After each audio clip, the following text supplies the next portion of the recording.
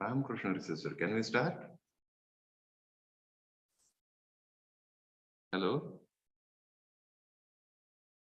Am I audible?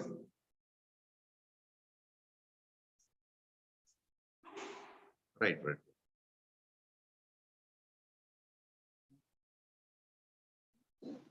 Shuru Mandalam.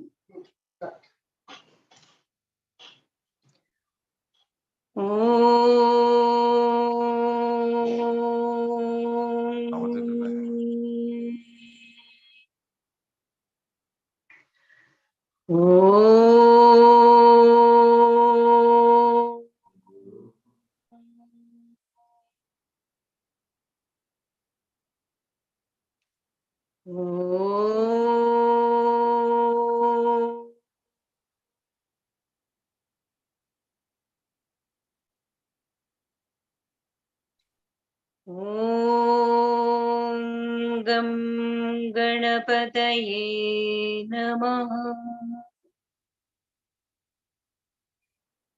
Om Saraswatye Namaha. Om Shri Gurubhyo Namaha.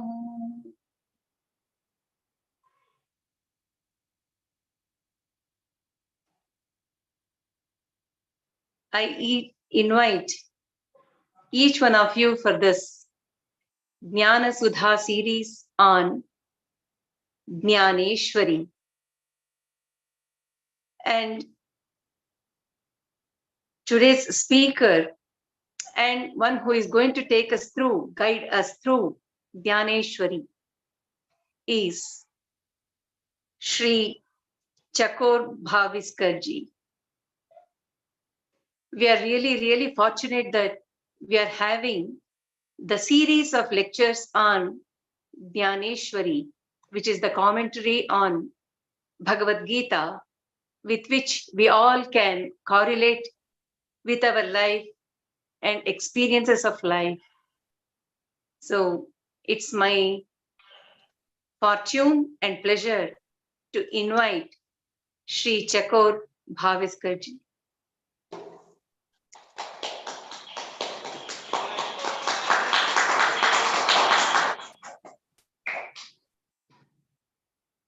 I would say, if you had invited a scholar who has studied a lot about Dnyaneshwari or Jnaneshwari, they would have given us the information which we would collect it in our intellect. But Chakorji is, for his profession, he is judge of district and sessions. So having taken that as his profession, with passion, interest, and devotion, he has studied in detail Dnyaneshwari. So whatever he talks would come from the bottom of his heart with lots of devotion. And another point about our guide, Chakor Bhaviskar ji, is he belongs to Varkari sect, that is the religious movement within Bhakti and spiritual tradition in Sanatana Dharma. So the combination of all these things will make the whole series very successful. And Chakorji, I'm very sure whatever you are going to give us, the gems of Dnyaneshwari will really touch our hearts, and we openly invite you to take us through Dnyaneshwari. I invite you, and every week there will be lecture on every subject, every chapter, which will be 18 chapters he will be covering every week. So we will be in touch with Dnyaneshwari for a very long time, which is really good for us. Chakorji, I'm passing on the mic to you. You can carry on. Namaste. Ram Krishna Hari. Ram Krishna Hari. Om Namo Jyadya. Veda Pratipadya. Jaya Jaya Swasamvedya. Atmarupa. Mauli Mahavishnu Shri Jnaneshwar Bhagwan starts Jnaneshwari with the very word pronouncing Om.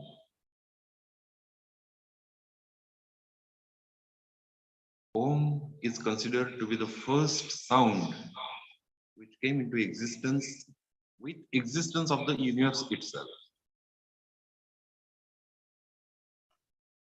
It has been in existence ever since. That is, prior to coming this universe into existence, it is with the universe, and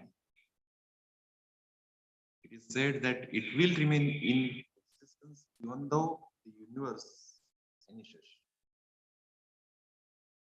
So, Om, Omkar, Pranav is said to be the Adi Bij, that is the supreme origin. Supreme origin. Mauli, at the very outset, starting with Jnaneshwari, goes down to Om, Namo, Ji, Adya. It is Adya. It is origin. It is not only origin, it is supreme origin. It is considered to be supreme origin because it is described to be so in Vedas. So, as it is described in Vedas, Mauli say it is Veda Pratipadya. By saying Veda Pratipadya, Mauli include 4 Vedas, that is Rigveda, Yajurveda, Samveda, and Atharveda, but it is not restricted to those 4 Vedas only, because the Sanskrit word Ved has its origin, that's etymology, with dhatu vid.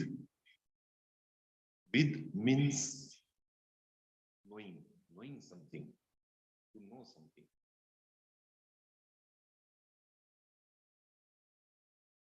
Another form of that dhatu is vidwan. We call someone vidwan. He is having a lot of knowledge, a lot of wisdom.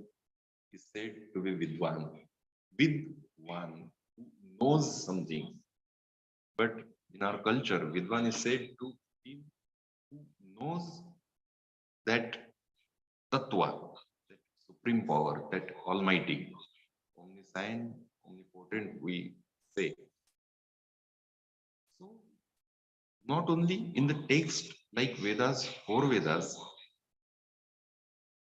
along with that, the persons who know it are also considered to be vidwan. They are also having knowledge of Vedas, even though they might not have gone through the text of Vedas. But still, they feel and they experience and they know in and out that supreme power, that supreme origin. Hence, Veda Pratipadya. But is it so that only those knowledgeable, those spiritual, those devotees only can know, can feel, can experience that supreme origin? Certainly not. Mauli say that supreme origin, that is Om, can be felt, can be experienced, can be lived by each and everyone, every living being. And there in ourselves itself, that is why in the 3rd part of the 1st verse, that is Ovi, Mauli say that it is Swasamvedya. Swasamvedya. What is that Swasamvedya means? It can be self-experienced. It can be felt by anyone and everyone and each one. Swasamvedya. In what form it can be realized is the Atmarup. Atmarup. That is Vishwatmarup. That is Brahmarup. In one or the other sense, Atmarup is considered to be Brahmarup. Om Namo Jyadya Veda Pratipadya Jaya Jaya Swasamvedya Atmarupa. This is the first verse of Dnyaneshwari with which Dnyaneshwari starts.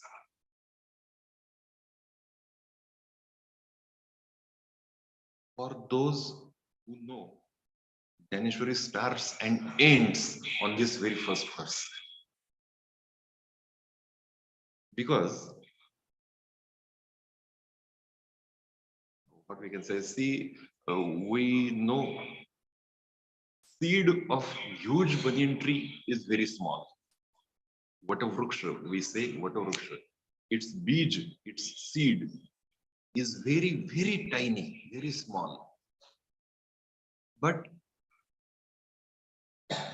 all the description, all the blueprint of that banyan tree is engraved in that seed, encrypted.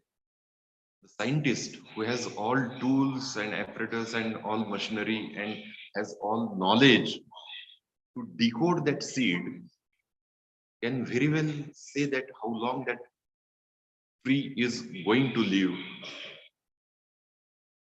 And each and everything about the tree, which is not yet came into existence, but which is in that seed. For the scientist, the tree is visible in that seed. In the same manner, this very first verse, Om Namo Jyadya, Veda Pratipadya, Jai Jai Swasamvedya, Atmarupa, is the seed of a huge banyan tree coming ahead. Unfortunately, each one of us may not be that much having knowledge and expertise like a scientist who can foresee the banyan tree. For those, the whole next exercise is done by Mauli, and then the huge banyan tree of having 9,033 ovis that are verses, which comprises Jnaneshwari. Since I have taken up the metaphor of a banyan tree, so I would like to continue with that. Each one of us has seen banyan tree. It's quite huge, having covering all the area. And that banyan tree has some aerial roots coming down from the branches and touching to the ground, to the earth. In our regional language, vernacular language, Marathi, they are called parambya. The nicety of those aerial roots of banyan tree is that from each and every branch, that aerial root comes down, it touches to the earth, and it has potential to become separate trunk of that banyan tree. Then from that aerial root, the trunk again becomes huge, becomes wider. It goes on spreading and spreading and spreading and spiraling out and out and out and covering all the area. It is said to be Akshay Vat. That is, it has no end. It is eternal. It is considered to be eternal. Then that trunk also goes on improving some other branches. From those branches, again, some aerial roots come down, and those aerial roots also have potential to develop another trunk, separate trunk. But see, the nicety is that each and every aerial root, that is Parambi of that Akshay Vat, that is Vatavruksha, banyan tree, all those aerial roots and trunks and branches are intrinsically interlinked with each other. It are not severable. Each and every trunk, each and every root, each and every branch is intrinsically connected with each other. In the same manner, Jnaneshwari has those 9,033 verses, ovis, which are just like aerial roots of the soul trunk banyan tree, that is Adya, that is Veda Pratipadya, that is Swasamvidya, and that is Atmaru. So all the spreading and spiraling vistara of Jnaneshwari, it revolves around this basic tattva, Atma Tattva, Brahma Tattva, Atmaru.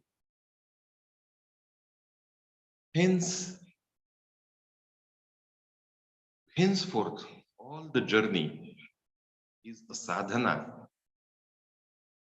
to realize and to feel that Atma Tattva, Brahma Tattva, Brahma Sakshatkar.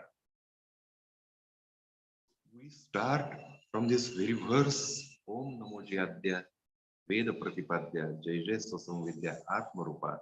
And after completing the journey, we come to the same point, same starting point of Adi Bij, Adi Tattva, Atma Tattva, Brahma Tattva.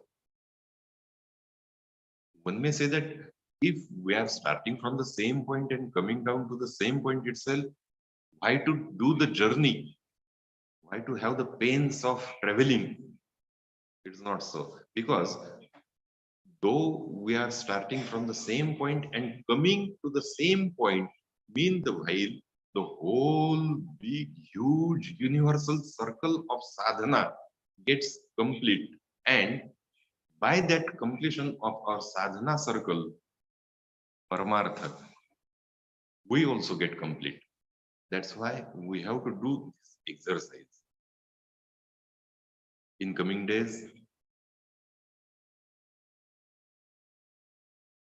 we are doing this journey with help of Mauli, Shri Jnaneshwari, and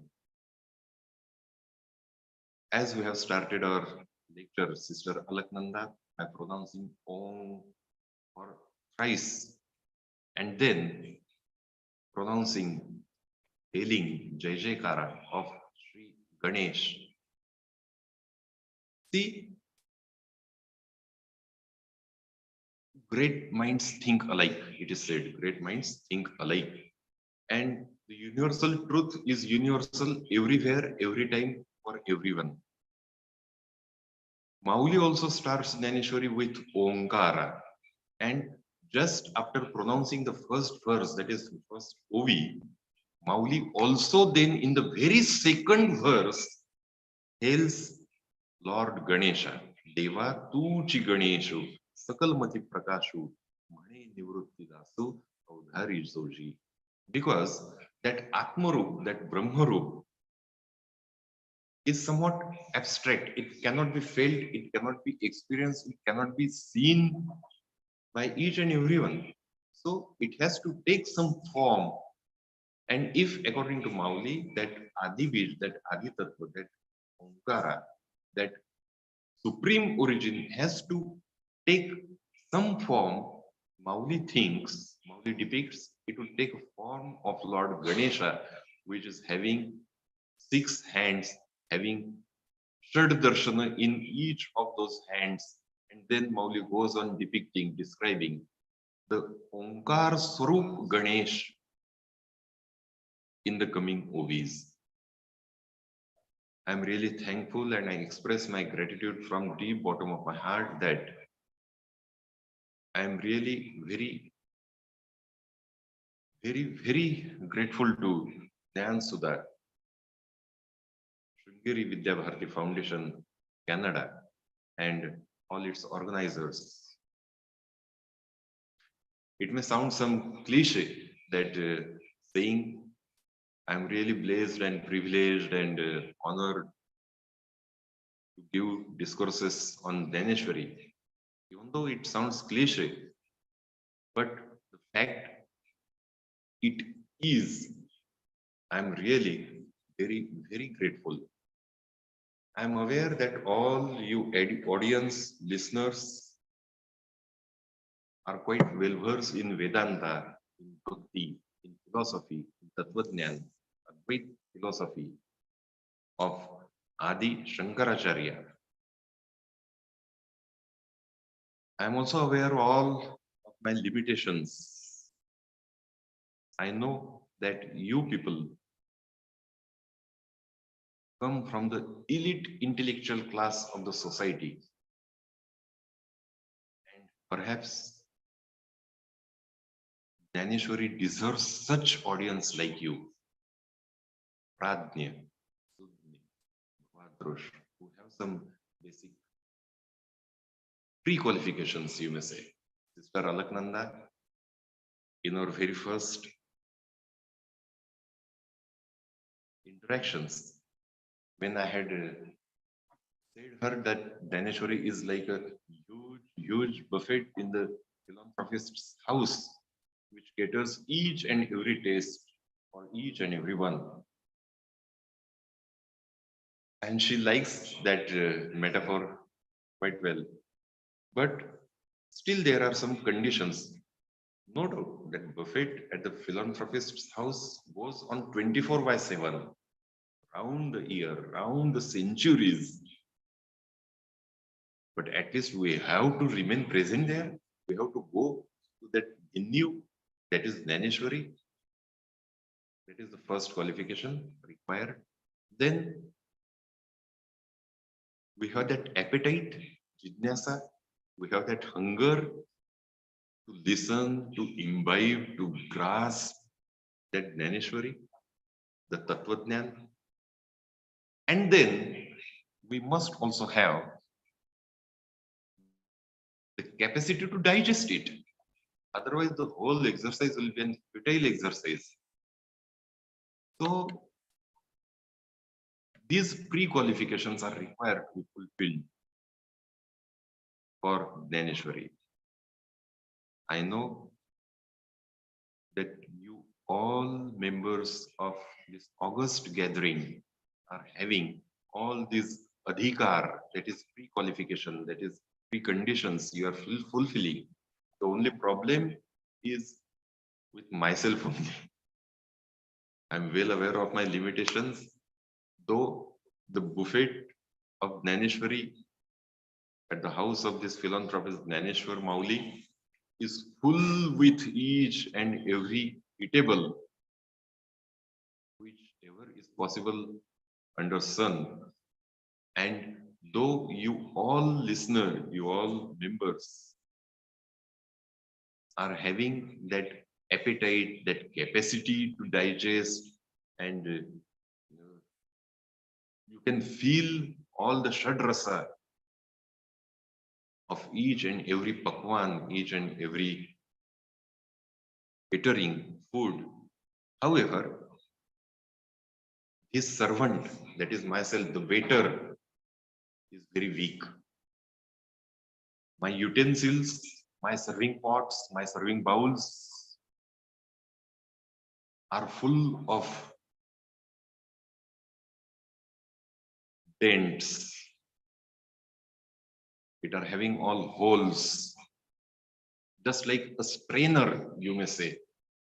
Jnaneshwari is a nectar of ocean of nectar, but I myself am a shallow and hollow strainer.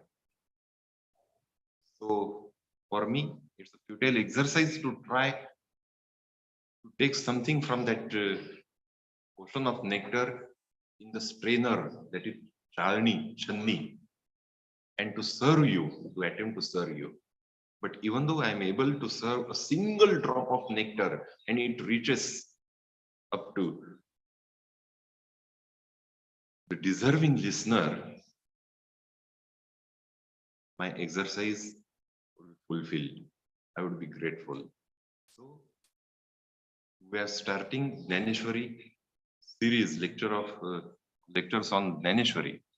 As Sister Alaknanda has said, we will be having 2 chapters in every lecture. Lecture maybe 1 hour, 1.5 hours, but not more than that. Don't worry.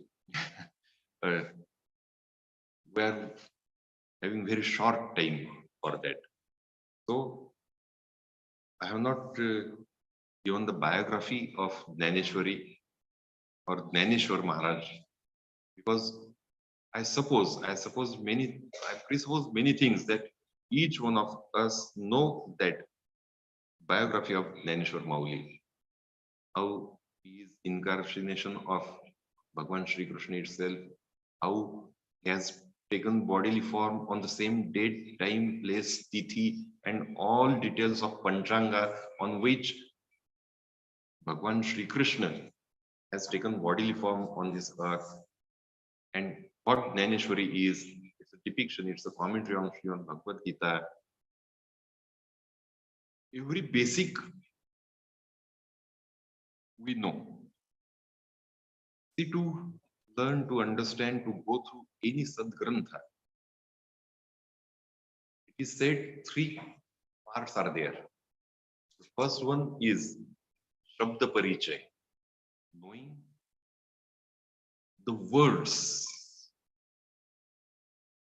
its literally meaning, what its contexts are in our day-to-day life. The other step, next step is Artha Parichay. First one is Shabda Parichay, next one is Artha Parichay. That is trying to understand the meaning of those words.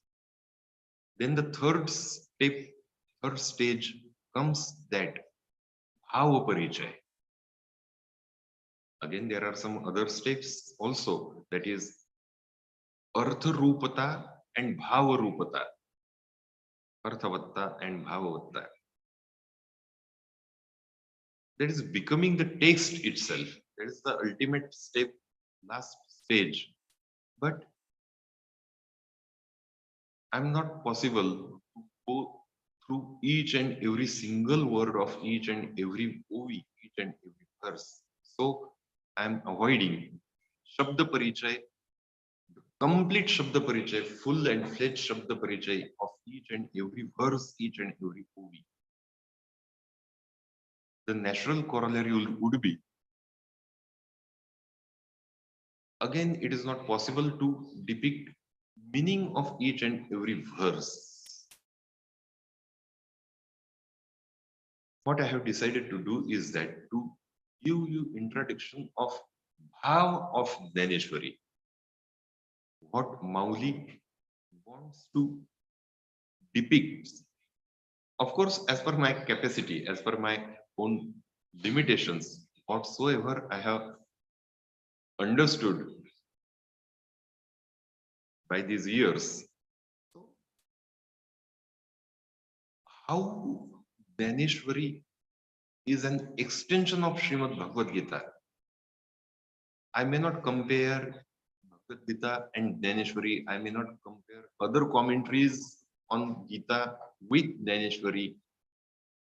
But I would attempt, certainly I would try to explain the niceties of Ovid, the niceties of commentary of Mauli, that is Jnaneshwari.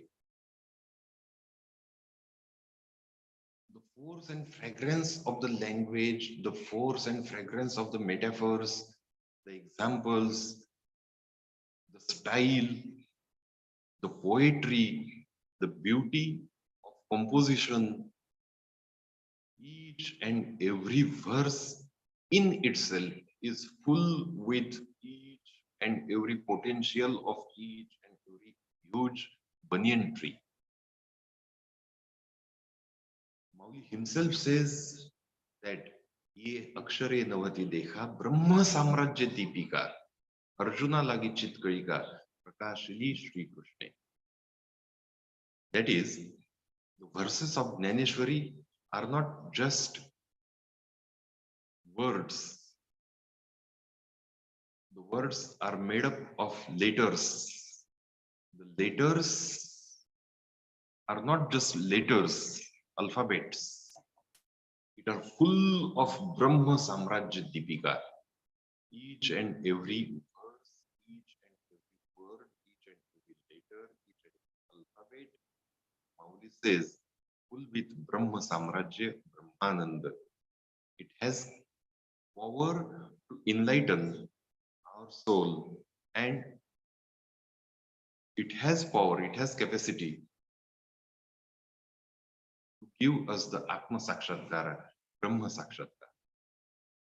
So, Mauli starts with Om Namo Jyadya Veda Pratipadya Jai Samvidya Atma Rupa, and then explains how that Adi Bij, that is supreme power, after coming into existence, would take bodily form, that is form of Lord Ganesha, and then that metaphor is explained quite nicely in which hand, which of the Shad Darshana is held by that Lord Ganesha, and all its philosophical context.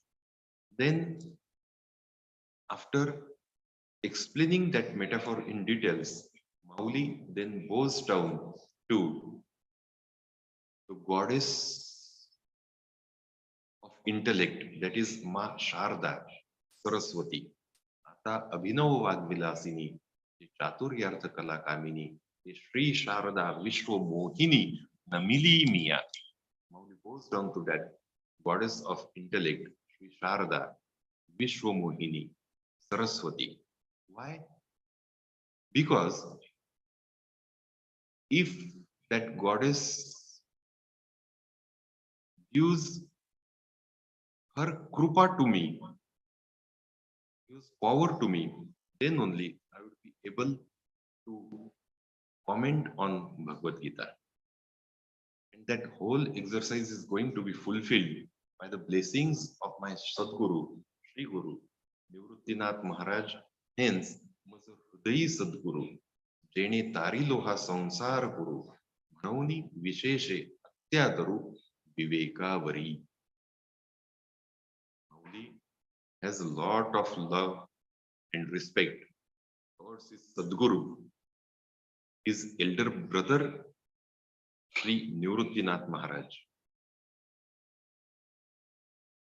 Mauli say, if you want to flourish a tree, you need not give water and fertilizer to each and every branch, to each and every sub branch, to each and every fruit or leaf of that tree. No. Even though you pour water at the root of that tree, it automatically reaches to each and every branch, each and every sub branch, each and every leaf, each and every bird, each and every fruit. In the same manner, Manoni Zanatenu Guru Vajiche. तेणे कृत कार्य होईजे जैसे मूळ सिंचने सहजे शाखा Pallav संतोषती. That is, who is having something somewhat intelligence, he has to pour water, he has to water the tree at its root. It automatically goes to every part of that tree. In the same manner, if we bow down to our Sadguru, automatically it goes to each and every part of this universal power, that Almighty. Hence, Mauli bows down to his Sadguru and asks us to bow down to our respective Sadguru, whosoever he may. But Sadguru is bodily form of that Almighty, that supreme power. Sadguru and that supreme power are not two different things. it is one and the same thing. It is said that Sadguru is a mild form, moderate form of that supreme power which we may not grasp even if it appears before us, unless Sadguru gives us that power to recognize and to identify that it is God, it is supreme power. So Sadguru is the very basic requirement to start up with journey of sadhana or paramartha and to complete it, succeed on that path and to reach the destination of Atma Sakshatkar or Brahma Sakshatkar. Sadguru takes us to him, and the ultimate goal of Brahma Sakshatkar or Atma Sakshatkar is not only at the end of that journey, that is destination. Through Jnaneshwari, Mauli says that destination is at every footstep. The joy, the bliss, the Brahma Sakshatkar, the Atma Sakshatkar, which may get, no one is sure that by following this particular path, I am going to get that ultimate goal. But on other sadhana marg, that joy, that bliss is at the end of the journey, at the destination. There is only just possibility of getting it. But Jnaneshwari, Mauli says, by the grace of my Sadguru, is such a sadhana marga that on each and every footstep, you would get the same thing which you are going to get at the end of the journey, at the end of destination, the same thing you are going to get in every footstep, that is every verse, that is every verse of Jnaneshwari. Then Mauli depicts the greatness of Bhagavad Gita and greatness of Mahabharata also, because Bhagavad Gita is a part of Mahabharata. And Mahabharata is a very huge compilation going into lakhs of shlokas, verses, and only 700 out of those more than lakh of shloka, there is Bhagavad Gita in Bhishma Parva, Shanti Parva. So, depicting greatness of all other great persons like Vyas, like Adiguru, Bhagwan Shankaracharya, Mauli, then in very humble and very polite manner say that I also have dared to comment upon Bhagavad Gita. I dare only because my Sadguru is with me. My Lord, my Sadguru gives me power to utter each and every single word. That's why I have confidence, full confidence, not because of my own, but for the grace of my Sadguru, that I am sure to give you the complete idea of what Bhagwan Shri Krishna wants to give to this universe through Arjuna. Through Arjuna.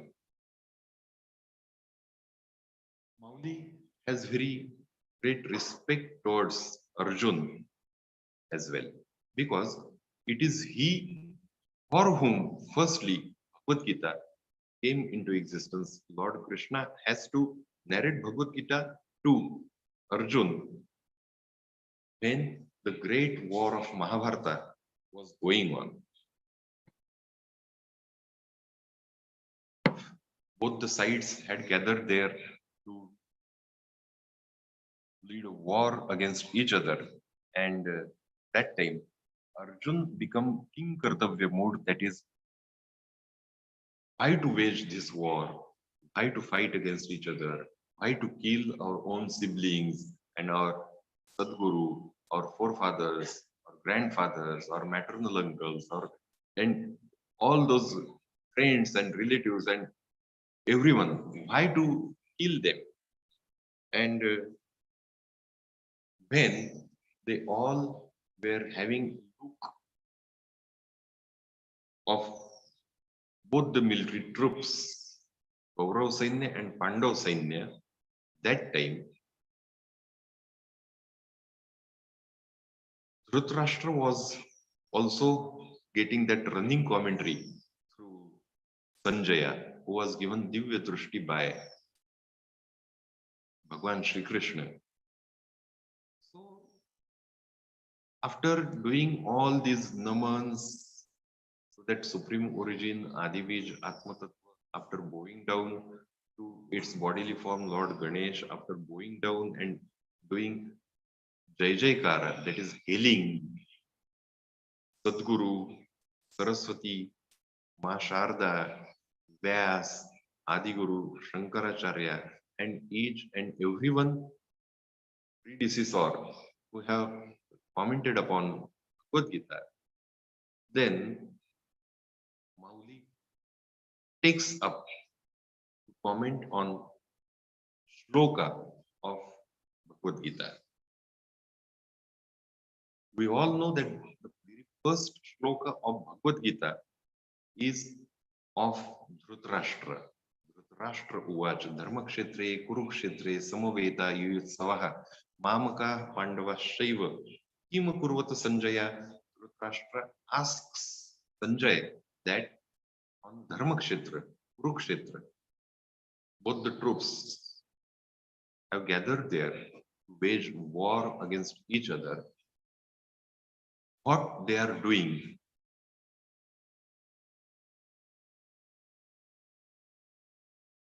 Actually, he wants to know whether my sons are going to win. He wants his son, Duryodhan, Dushasan, and all others, 100 sons he was having. He wants them to win. He wants the Pandavas to be defeated, or if possible, to be killed. His anxiety was that, but he did not express it in those particular words expressly, that I want my sons to win this war. Indirectly, he asked, what is going on over there? Tell me, Sanjaya, you are having that Divya Drushti, that supreme vision given to you by Lord Krishna.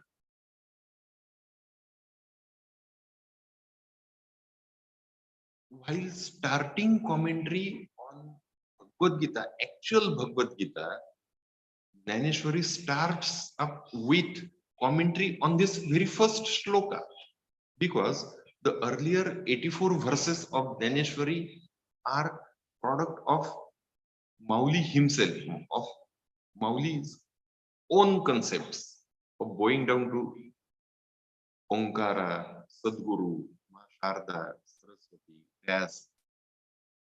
This is just, we may say, a prastavna or upodghat or prologue of starting or embarking upon Jnaneshwari. The actual commentary actually starts with commentary on the very first shloka of Bhagavad Gita, that is Dhritarashtra Uvacha Dharmakshetre Kurukshetra. The very first verse on this very first shloka, Mauli starts with the very word Tari putra snehe mohitu Dhritarashtra ase pusatu mane Sanjaya sange matu Kurukshetrichi. The very first shloka is Dharmakshetre Kurukshetre. I said Mauli starts his commentary with word Tari. Tari. Tari means nevertheless. Tari means however. Tari means till. It may sound to be very surprising, but normally we do not start our conversation or any formal writing or any formal talk or formal commentary using adverbs, and that too conjunctive adverbs. What they say in grammar, there are various kinds of speech, figures of speech, types of words, noun, pronoun, adjectives, adverbs. So Tari is said to be adverb and it is conjunctive adverb. Normally we don't start with such conjunctive adverbs. It's a funny thing that English teachers who teach grammar, they say you even cannot use two adverbs, conjunctive adverbs, one after another repeatedly and conjointly. But is there any example of using any of such conjunctive adverbs repeatedly and just consecutively one after another? They say you cannot start any sentence with conjunctive adverb like because, because is a conjunctive adverb. So by giving this example, they have used thrice this conjunctive adverb because. In the same manner,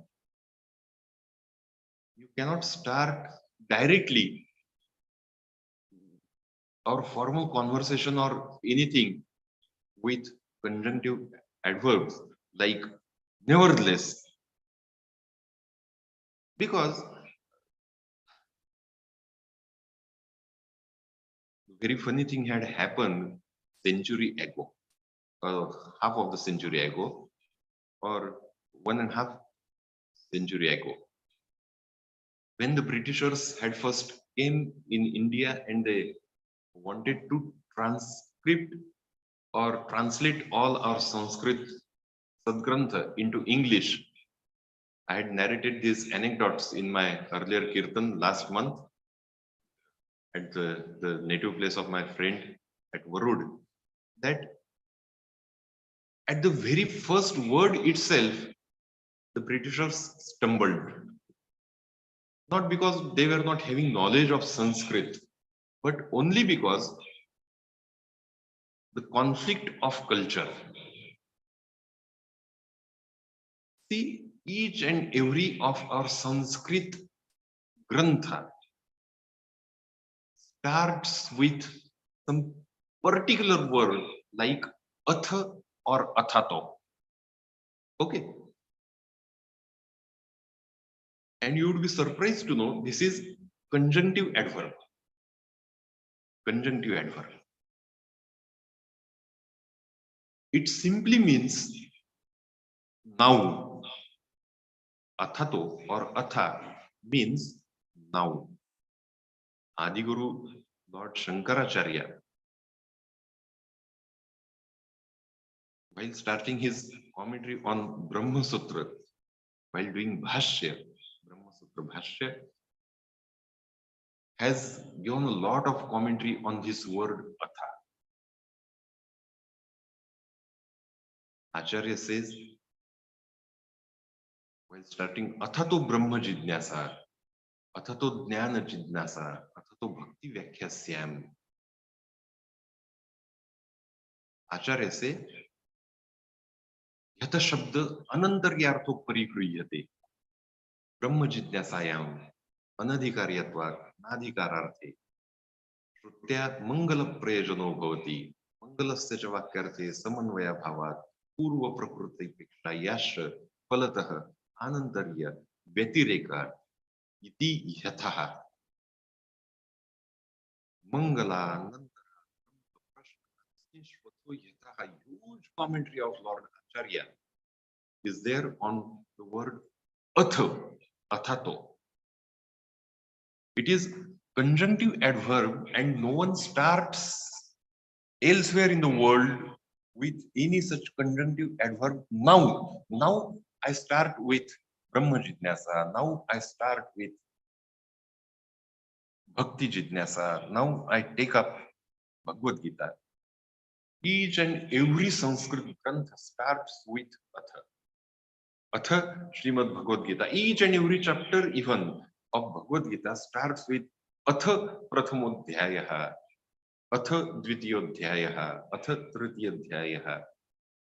Now, Dvitiyodhyaya, now second chapter can be understood because first chapter is over and now I am taking upon for second chapter. It's okay. But what is the propriety of saying Atha at the very first chapter also? Now first chapter. Atha Prathamodhyayaha. Does it mean that before starting upon this first chapter there was anything? Otherwise, there would not have been any need to start with Atha. The very first word of any Sanskrit Grantha starts with Atha or Athato. That means now. And if the Grantha is starting with word now I am starting with Brahma Jnaneshwari. Now I am starting up with Dharma Jnaneshwari, Bhakti Jnaneshwari, Bhagavad Gita. It simply means that it first part, something prior to this, must have been there. Otherwise, there would not have been any need to start with such conjunctive adverb now. So,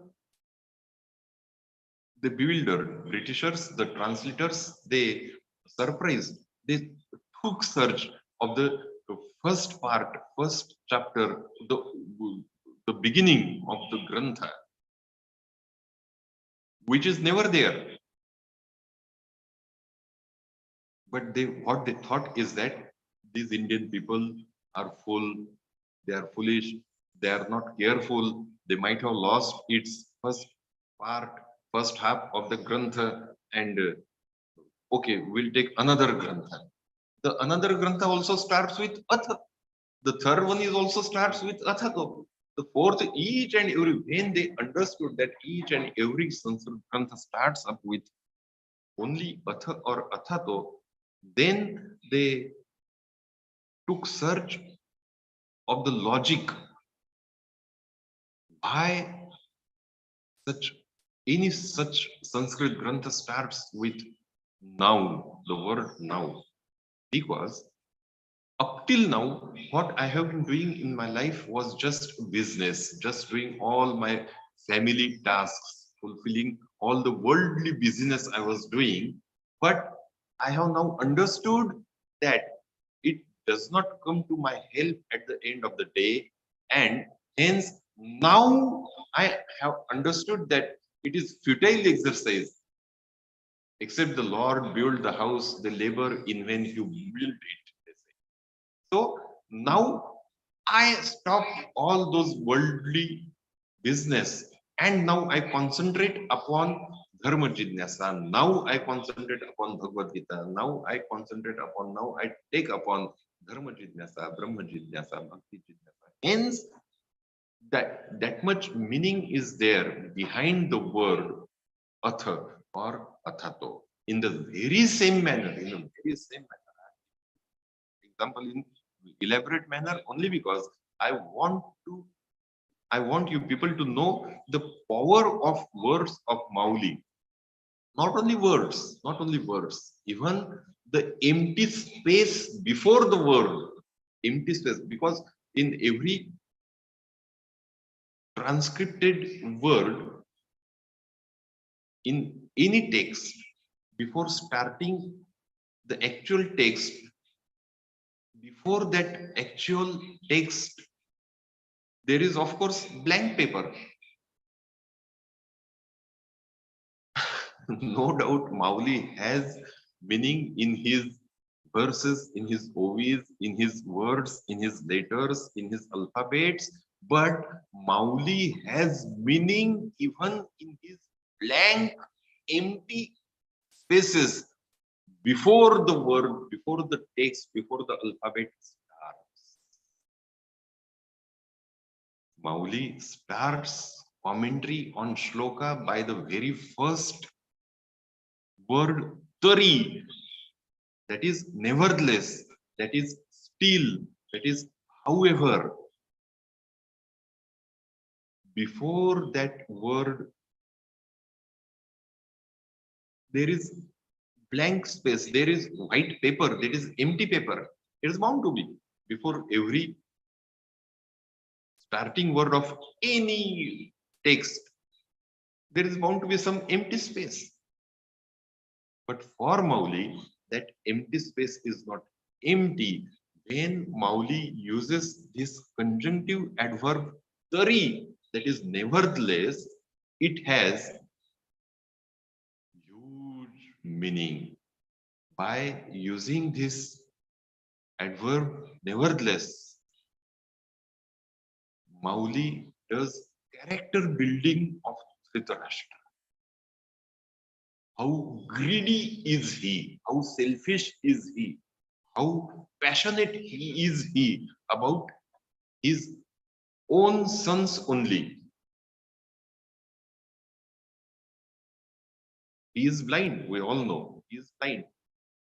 But he is blind not only by these bodily eyes, he is blind by his greed, by his selfish nature. At the same time, he has been in satsanga of Vidur. He had company throughout his life of Vidur and Sanjay and Bhishma, all those knowledgeable persons. So something in his mind, in his heart, he was knowing that our side is of injustice. Equally, these Panduputra, Pandavas, are also entitled at least half of the share of our kingdom. And what Duryodhan and Dushasan has done to Pandavas so far is nothing but injustice to Pandava. They actually had nothing to do atrocities on Draupadi. Still, in Dyut Gruha, Duryodhana asked Dushasan to pull on Draupadi, and they attempted to disrobe Draupadi. This was literally atrocity, an offense, moral, social, ethical, religious, by each and every kind. It can be said as an offense. That was not the first offense which his sons, Kauravas, has done. Prior to that, they had committed many such mistakes and blunders and offenses and atrocities and injustice to Pandavas. Dhritarashtra was well aware of all the deeds of his sons.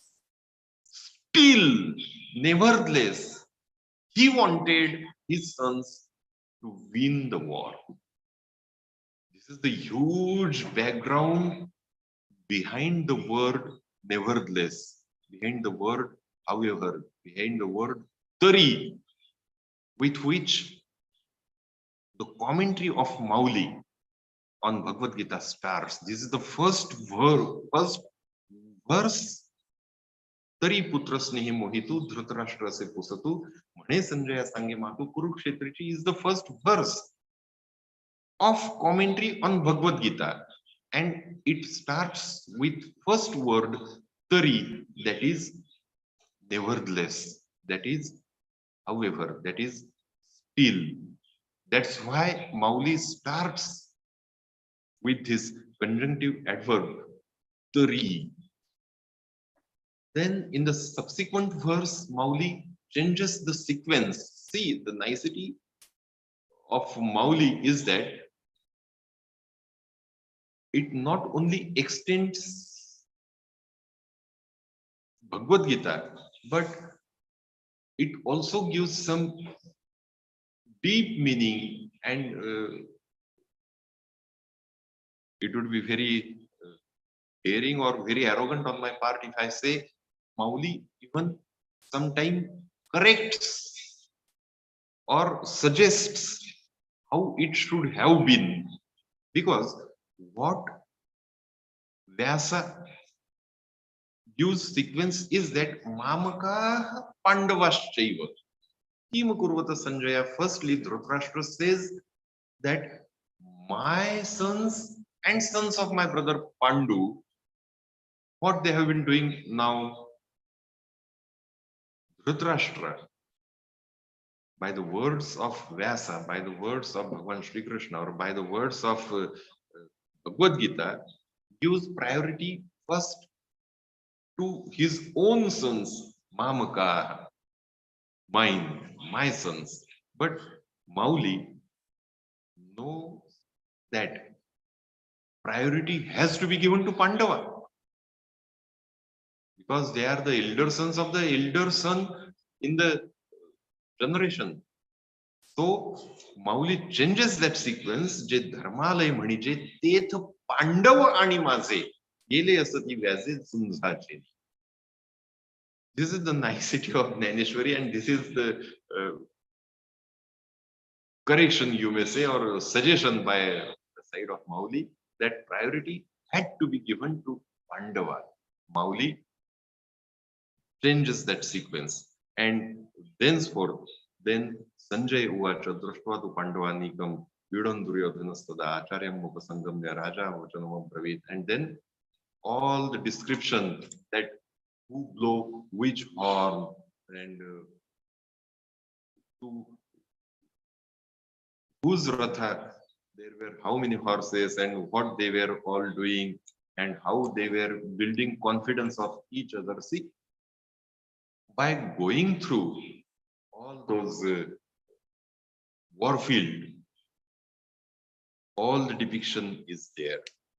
Then Arjun also says to Lord Krishna, Krishna was the driver of the chariot of Arjun. In that capacity, one may say that Arjun was master of the master of universe, because Sri Krishna was the driver of the chariot. So Arjun gives commands to Sri Krishna that Ratham Sthapayamichyuta, in between both the troops. Krishna, take my Rath, my chariot, in between both of these troops, so that I can see who has come over here, who wants to fight with me. And Sri Krishna also, Mauli says, Dekha Navalataya Prabhuji, Adbhuta Prema Bhaktache, Je Sarathapana Parthase Karitasu. Mauli uses the word Prabhu, who has all the power, who is master of universe, who is supreme power, but still, just out of love and affection towards his devotee, he agreed to do the drivership of the chariot of his own devotee, that is Arjuna.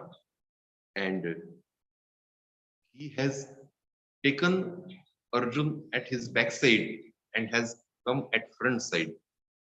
It is naturally, if you run a chariot, the driver has to be ahead and the master has to be at the backside.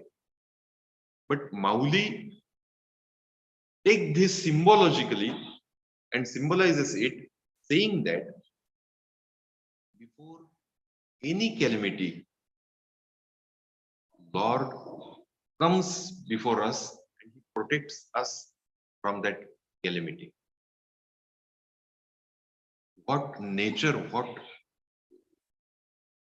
symbol Mauli gives to this is that नवलतया प्रभूचे पायीकू पाठीशी घातला आपण पुढा राहिला तेने Panchajanya आस्वरीला अवलीळाची. To protect Arjuna, Lord Krishna himself went ahead. Then when Lord Krishna took the chariot in between the troops, both the troops, Arjuna saw that all have gathered, they are all my friends, they are my cousins, they are my masters, Guru Dronacharya, there are my grandfathers like Bhishma, great grandfathers, and each maternal uncles, and each and everyone are there. With these people I have to fight. It is not so Arjuna was frightened of war. No. He had waged war in his life many a times. Prior to this also, he had fought with the same Kauravas. But the present war was quite different because it was just do and die, do or die. There was no other third alternative left open that time. Either we have to kill the opposite side or they would kill us. And this thing horrified Arjuna. And when he saw all his siblings and all loving people around against whom he had to fight, some mercy, some kindness arose in his heart. He gave up his gandiu, his bow and arrow, and sat in sad mood down the chariot. Mauli again uses a metaphor to describe this incident. Arjuna was Kshatriya. His first vritti, that is trend of his mind, was to fight against injustice. Kshatra vritti, Kshatra tej, to fight against injustice. With this Kshatra vritti, Arjuna, being Kshatriya, was married first. Because born as Kshatriya, he married to Kshatra vritti.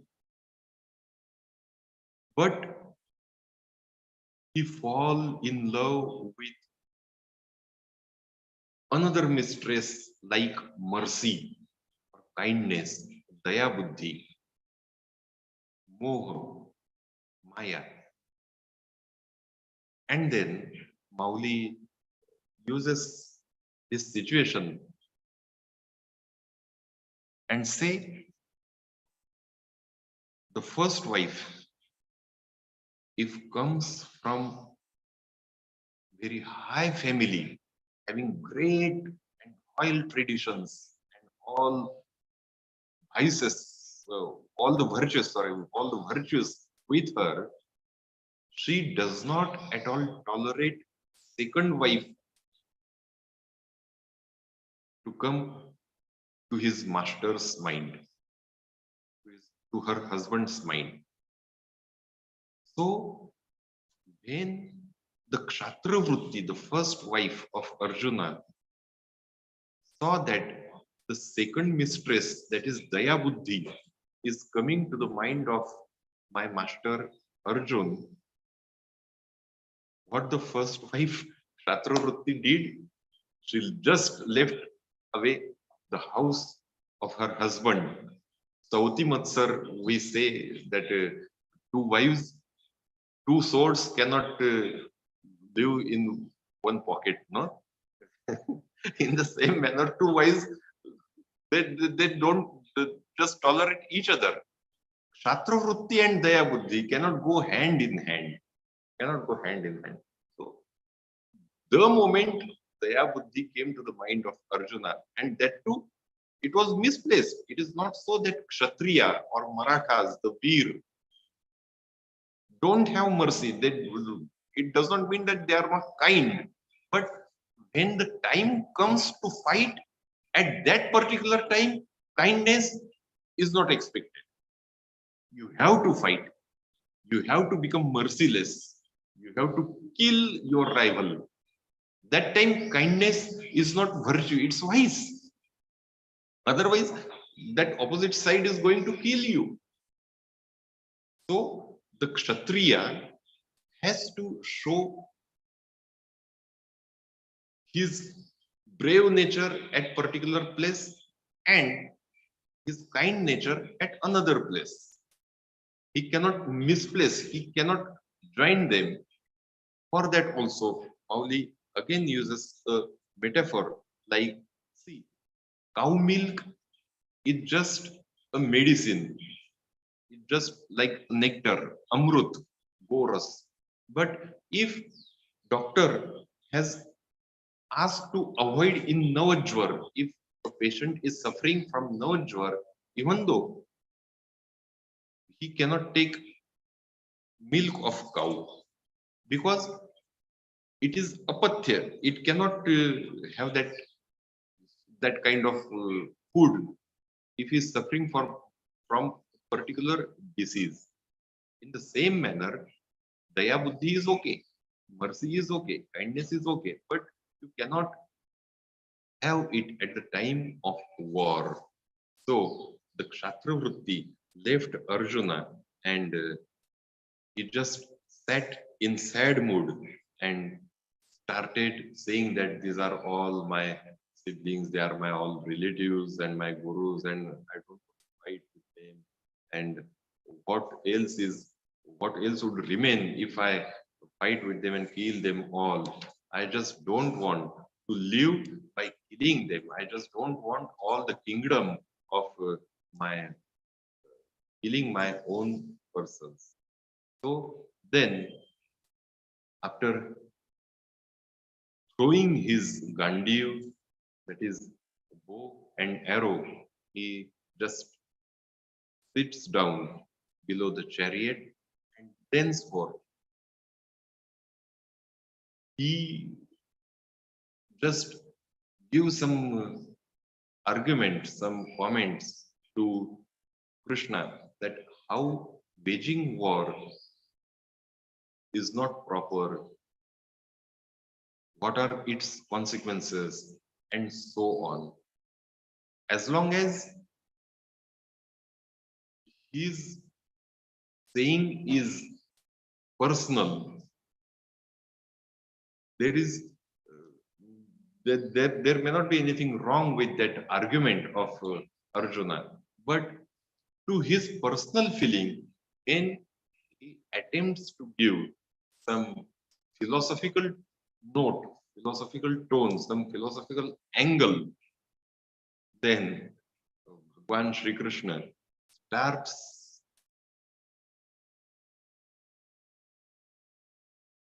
to convince him, firstly, in very moderate mood, saying that Kutastvang Kashmalamidam, Vishame Samupasitam, Anaryam, Ajushtam, Aswargyam, Akirtim Karmarjuna.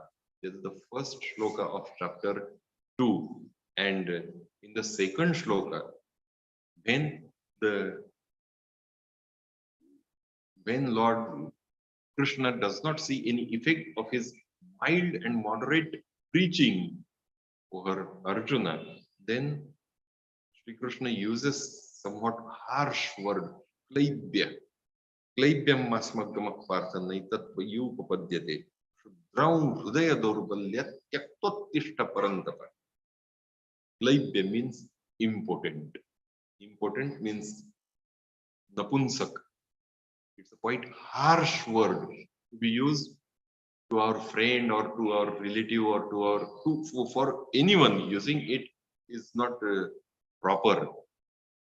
Still, Bhagwan Sri Krishna had to use that word, laibya, that is don't show such impotency. You are a brave person. In war, you have even fought against Bhagwan Shankar. You have defeated Lord Shankara also. And you have defeated many times these Kauravas as well.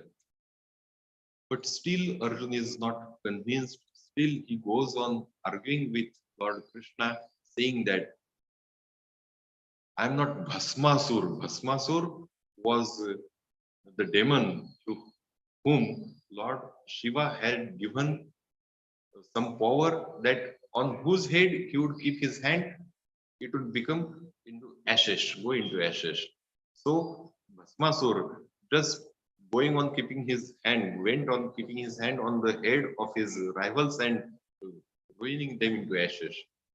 In the same manner, Arjuna says, I am made of by my Sadguru Dronacharya. I am brought up till now by Bhishma. And if I kill them, I will be like demon Bhasmasur. I cannot keep my hand on their heads to ruin them into ashes. And then Arjuna also attempts to tell Sri Krishna that how wrong to wage this war, what its ill consequences would go on, and everything.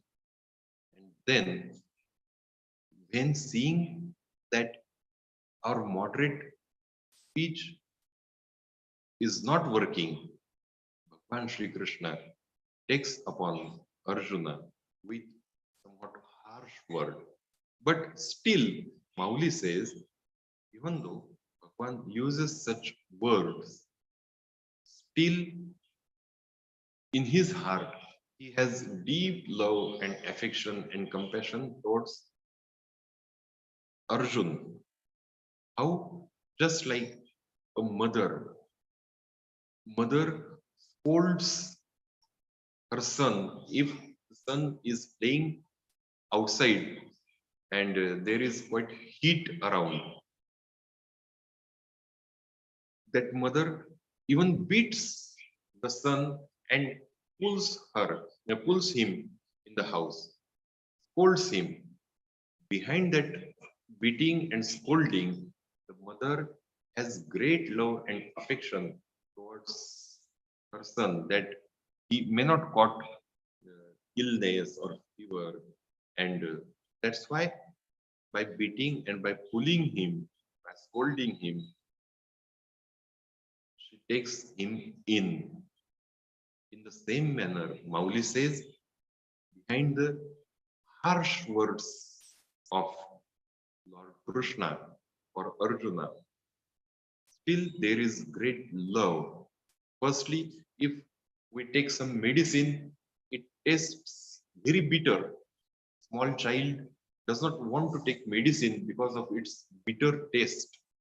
But still, the mother, by closing his nose and opening the mouth forcefully, pours in that medicine and forces him to have that in, to swallow it. In the same manner,